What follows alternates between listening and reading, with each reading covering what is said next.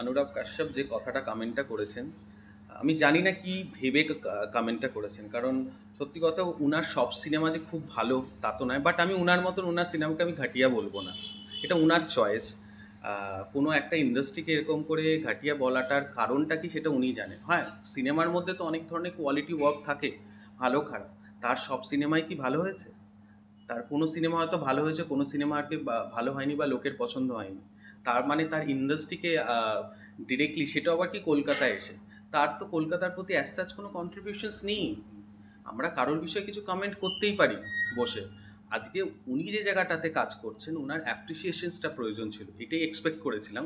মানে একজন বুদ্ধিমান একজন ডিরেক্টরের কাছ থেকে এটা এক্সপেক্ট করি আমরা সবসময়। কিন্তু উনার এই মানে এই এক্স্যাক্ট শব্দটা যে কতটা এফেক্টিভ আমাদের ইন্ডাস্ট্রির জন্য। আমিও তো বলিউডে কাজ করি, আমার খারাপ ভালো থাকবেই, এটাই স্বাভাবিক।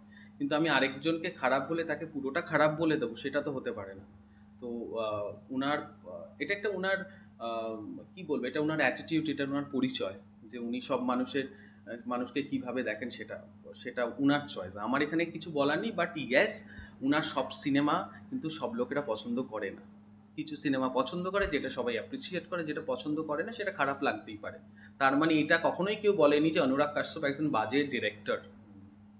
তো আমাদের ইন্ডাস্ট্রিতেও, কলকাতাতেও যদি কোনো সিনেমা ভালো হয়ে থাকে অ্যাপ্রিসিয়েট করব, কোথাও যদি কোথাও খারাপ থাকে সেটাও লোকে বলে, কিন্তু ইন্ডাস্ট্রিটাকে খারাপ বলার সেই অধিকারটা উনাকে হয়তো কেউ দেয়নি। আর উনার এই কথাটা বলার কোনো, মানে উনার তো অ্যাটলিস্ট বলাটা উচিত হয়নি। অ্যান্ড উনার কী স্ট্যান্ড কলকাতার প্রতি, কিছুই তো নেই। উনি তো কলকাতার জন্য কিছু ভেবে কোনো দিন কিছু করেনি। তাহলে ওনার বলা না বলা যারা শুনেছেন, যারা এটা নিয়ে দু তিনটে কথা বলেছেন, একটাই আমার বক্তব্য, সেটা হচ্ছে যে ওনার কন্ট্রিবিউশনস টুয়ার্ডস ক্যালকাটা, আমাদের কলকাতার তে বাংলার ফিল্ম ইন্ডাস্ট্রিতে কিছু নেই, আমার তো মনে হয় পার্সোনালি। অনুভূতিটা, এটা এই অনুভূতিটা না, মানে কথা দিয়ে তো বোঝানো যায় না। বিকজ আমি যখন আমার অ্যানাউন্সমেন্টটা হলো, আমি তখন একটা জায়গা থেকে বাড়ির দিকে জাস্ট আসছিলাম। অ্যান্ড সবাই এক একটা কাজে ছিল, রামদা একটা কাজে ছিল, মানে সবাই বিভিন্ন জায়গাতে ছিলাম। মানে ওই এক্সাইটমেন্টটাতে আমরা তখনও বুঝতে পারিনি যে আমরা সত্যি ন্যাশনাল অ্যাওয়ার্ডটা পেয়েছিলাম। বিকজ আমরা পাঠিয়েছিলাম, সাবমিশনস করেছিলাম, কিন্তু মানে ওই এক্সপেকটেশনসটা নিয়ে করিনি যে আমরা পাবোই। বাট হ্যাঁ, আমরা ভালো কন্টেন্ট বানিয়েছি, যেটা আমাদের মেন দরকার ছিল ফর দ্য সোসাইটি, সেটার জন্য। বাট অল টুগেদার জার্নিটা আমাদের চোখের সামনে এসেছিল শুরুর থেকে। মানে আমরা কিভাবে স্টার্ট করেছিলাম, অ্যান্ড এশার সাথে আমাদের প্রথম ডিসকাশনস কীভাবে স্টার্ট হওয়া, পুরো প্রসেসটা, এই পুরো প্রসেসটা আমাদের কাছে রিক্যাপ হয়ে এসে গেছিলো। এটা প্রথম ফিলিংস ছিল। তারপর তো অনেক লোকের প্রচুর ফোন কলস, মিডিয়ার কলস এসছে।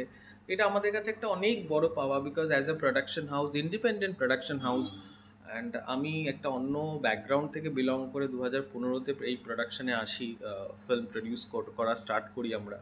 তো সেখানে দাঁড়িয়ে ন্যাশনাল অ্যাওয়ার্ড পাওয়া অ্যাজ অ্যান ইন্ডিয়ান, এটা তো মানে একটা আমাদের কাছে একটা স্বপ্নের মতন। আমাদের আরও মনের জোর বেড়ে যায় যে আরও আর এরকম সিনেমা বানাই। এই যে একটা আলাদা জগৎ থেকে এসে ফিল্ম ইন্ডাস্ট্রিতে প্রবেশ, তো এটা ঠিক কেন? এটার একটা খুব ইমোশনাল গ্রাউন্ড ছিল। ইমোশনাল গ্রাউন্ড ছিল।